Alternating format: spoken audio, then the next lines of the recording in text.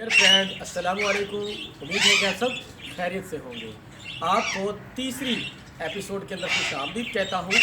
आज की वीडियो के अंदर हम इनकी फीड के बारे में, इनकी जो सर्दियों के अंदर फीड होगी उसके बारे में डिस्कस करेंगे। क्योंकि आजकल सर्दियाँ हैं तो सर्दी के अंदर बर्ड्स जो हैं थोड़े सुस्त पड़ जाते हैं, उनको हमें एक्टिव भी रखना है। सर्दी से बचाने के लिए इनके अंदर गर्मी भी पैदा करनी है और सर्दियों में हम ब्रीडिंग लेते हैं। ब्रीडिंग के लिए इनके लिए कौन सी फीड जो है मुफीद रहेगी उस पर आज हम डिस्कस करेंगे। जैसा कि आप जानते हैं कि ब्रीडिंग सीजन स्टार्ट हो चुका है तो हमें लहमियात फीड जो है उसका हमें ज़्यादा इस्तेमाल करवाना है। उसके अंदर हमें सबसे पहले जो सीड्स होते हैं सूरजमुखी जो है उसका ज़्यादा आप इस्तेमाल करवाएंगे, उसकी मिक़दार को बढ़ा देंगे। उसके अलावा कंगनी, चीना, इसके अलावा मकई, ताज़ा मकई, दूध वाली मकई का आपने इस्तेमाल करना है। कोशिश करें कि आप मंडी से, बाज़ार से आप लेके आएंगे तो वो आपको सस्ती पड़ेगी। तकरीबन 160 रुपये में 20-25 केजी जो है वो आपको ये मकई मिल जाती है। वो मैं आपको दिखाता हूँ इसकी पैकिंग, जिस पैकिंग के अंदर ये हमें मिलते हैं। जैसा कि ये मेरे पास अभी आप पैकिंग देख रहे हैं, ये तकरीबन 150-60 रुपये में ताज़ा दूध वाली मकई जो है वो आपको मिल जाएगी। तो ये दूध वाली मकई कौन सी होती है वो मैं आपको दिखाता हूँ। इसको आप निकालें, खोलें तो आप देखेंगे कि इसके अंदर जो बिल्कुल नरम जो है दाने हैं वो जिनके अंदर दूध होता है, जब आप इसको दबाएंगे तो इसमें से ये दूध निकलेगा। तो इसलिए इसको कहते हैं दूध वाली मकई, नरम मकई। तो ये आपने सर्दी के सीज़न में ज़्यादा इस्तेमाल करवानी है ताकि ये सेहतमंद भी रहें और ब्रीडिंग के लिए तैयार भी रहें। तो ये बहुत ज़्यादा ताज़ी दूध वाली मकई आपने ज़रूर इस्तेमाल करवाना और बहुत ज़्यादा मिक़दार में इस्तेमाल करवानी है। उसके अलावा उबले हुए चावल, राइस जो है वो आपने बॉईल करना है और इनको डेली बेसिस पे थोड़ा थोड़ा करके खिलाते रहें। ये सब रॉ पैरेट के लिए बता रहा हूँ। और इसके अलावा बाजरा, आपने उसकी मिक़दार को भी थोड़ा ज़्यादा रखना है। सूरजमुखी और बाजरा और मकई, ताज़ा दूध।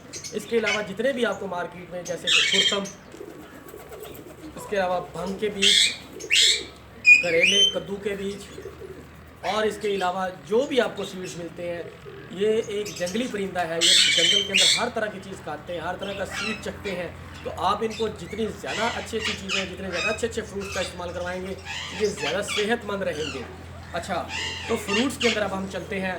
फ्रूट्स के अंदर आप इनको सेब का इस्तेमाल ज़्यादा करवाना है, केले का इस्तेमाल कम करवाना है, उससे इनको रेशा होता है, थोड़ा ज़्यादा हो जाता है, तो आपने थोड़ा इस्तेमाल करवाना है। इसके अलावा अनार का सीज़न है, अनार भी आप इनको खिलाएं। उसके लिए मैंने पहले अपनी एक बर्ड ब्रीडिंग फार्मूला के नाम से एक वीडियो बनाई थी जिसके अंदर नेचुरल फार्मूला बताया था।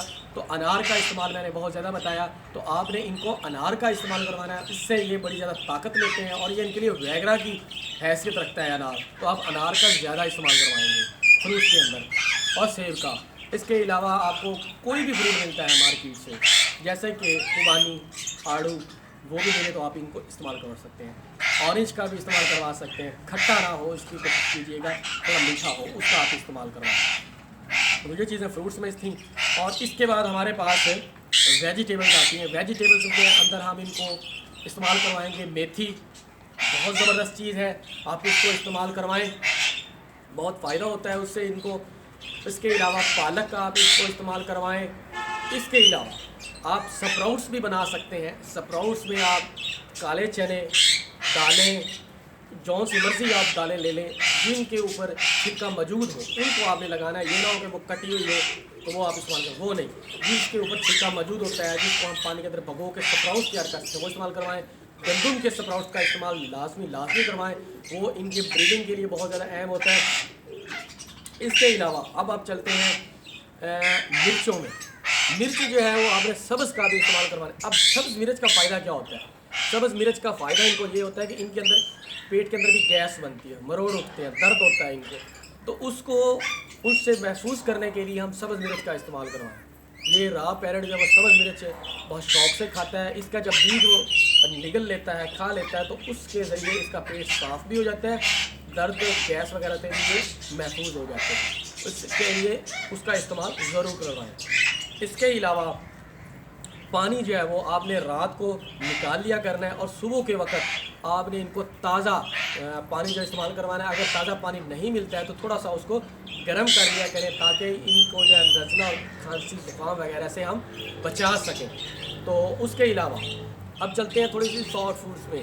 सॉफ्ट फूड्स में मुझे सबसे ज़्यादा जो पसंद है वो इनके लिए एग, ब्रेड और मिल्क का इस्तेमाल है। अब जो सॉफ्ट फूड आपने इसका बनाना है उसके अंदर दूध, ब्रेड और उबला हुआ अंडा, इसके अलावा बेकरीज पे आपको बिस्किट के रस वगैरह के ज़रात मिल जाते हैं, भोर मिल जाता है जिसको हम भोर बोलते हैं, वो आपने लेना है।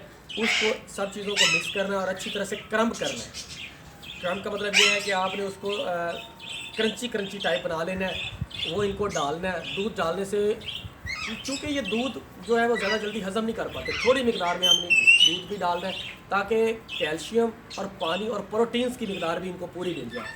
तो वो आपने इस्तेमाल करवाना है। चूँकि ये ब्रीडिंग सीज़न है, ब्रीडिंग सीज़न में आप इनको जितनी अच्छी म्यारी और गर्म तासीर वाली फीड्स का इस्तेमाल करवाएंगे, ये उतनी ज़्यादा अच्छी और बहुत सारी ब्रीड करेंगे, ज़्यादा एग्स देंगे, एग्स ज़्यादा अच्छे होंगे, ज़्यादा एग्स फर्टाइल होंगे और ज़्यादा बार इससे हम क्लच हासिल कर सकते हैं। अमूमन देखा गया है आम रूटीन में जो लोग इससे क्लच लेते हैं वो एक बार क्लच लेते हैं।